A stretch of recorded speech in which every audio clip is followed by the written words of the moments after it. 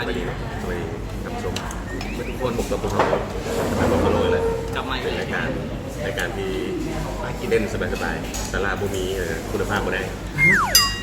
กินลิ้นเดินวันส่งพิธีกรหน้าตาพอดีแต่ว่าถูกอีกครบนี่มันแหละรวมกันอยู่นี่ไปเลยกลับมากับพวกเราวันนี้ในอีพีที่สองกลับมาวันมากินอีพีที่สองในห้างเลยสำเร็จแซ่บนัวสาขามาแต่ไทยสาขามาแต่ไทยห้างที่ว่าครับความนิยมมาแต่ไทยจะเป็นซื้อเป็นชายมาเกิดอย่างนี้ก็เป็นข้างดิบที่พวกเรามาลองชิมมันเพราะว่าเป็นยังไงเดี๋ยวถามมาติดตามเบิ่งว่าเราสั่งมากินไหน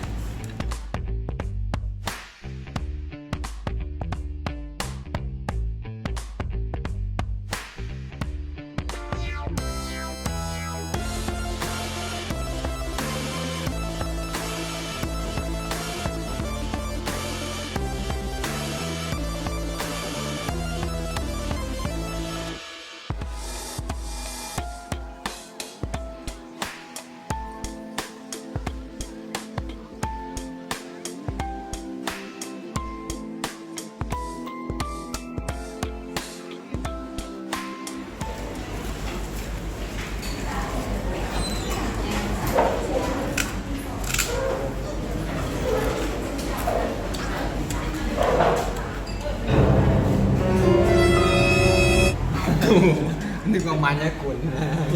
ซีนหายใช่ปะ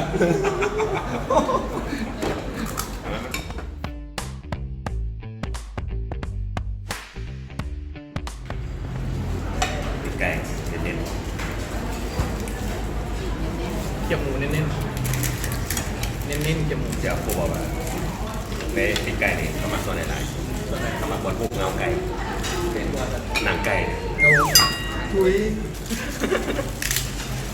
อันนี้ก็หุ้มเงาหมูก็เป็นยังเงาหมูก็ไม่บอกว่าคือมันหนักเก่าจ่านะคะโมอ่ะถึงสตั้งเลยก็มีเกี่ยวที่แต่บอกที่ไปออกเซิร์ฟในควันมีติดตัวเนี่ยปืนยิงเขาใส่ไปถุงเสื้อปืนยิงเขามันแน่นเอง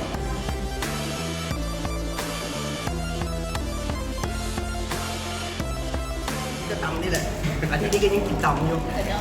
กินแล้วดื้อนะอันนี้ตำอะไรก่อนตำเกาเหลารวมตำเก่าเหลารวมเฮ้ยพ่อเน้นเลยปลาหมึกทะเลรวมเน้นใช่ค่ะกุ้งรุ่นเราสั่งมาเผ็ดกากเลยนี่ไงหนังมันดูเผ็ดด้วยนี่นะเผ็ดกากอันนี้ไม่ใช่ก่อนอันนี้โยป่ะไม่แล้วโยประมาณนั้น กับแบบเองกินไว้ให้มานึกว่าได้ตักเนี่ยนี่ก็ต้องมาต่ำให้กินก็ได้เดี๋ยว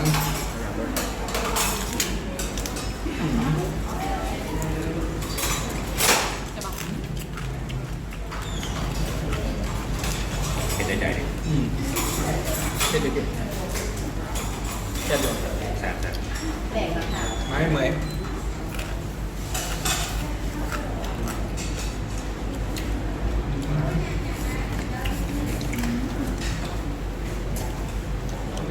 ถึงกระจุกไปแล้วกับการดำยืนตามท่านที่บอกยืนแซ่บกูจืดตลอดเลยอยากแรกมันซื้อไหมแซ่บเลยภาพรวมมันเป็นทานครับโอเคอยู่วันที่แบบนี้พวกมูสเปซใส่เราคิดเลยส่วนไหนท่านจำท่านเล่นปิดหลายร้านเติมแต่ร้านนี้ยังเปิดอยู่วันอาทิตย์หรือว่าลองใครสนใจก็ลองมาตำแซ่บๆตำหลายเมนู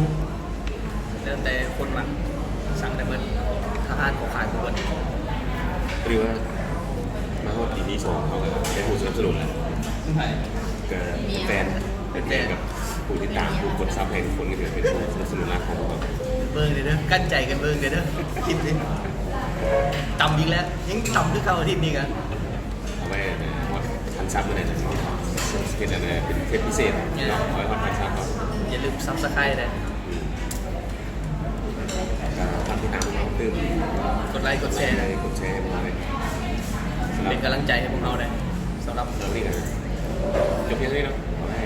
เจอกันใหม่ที่ต่อไปขอบคุณครับ บ๊ายบาย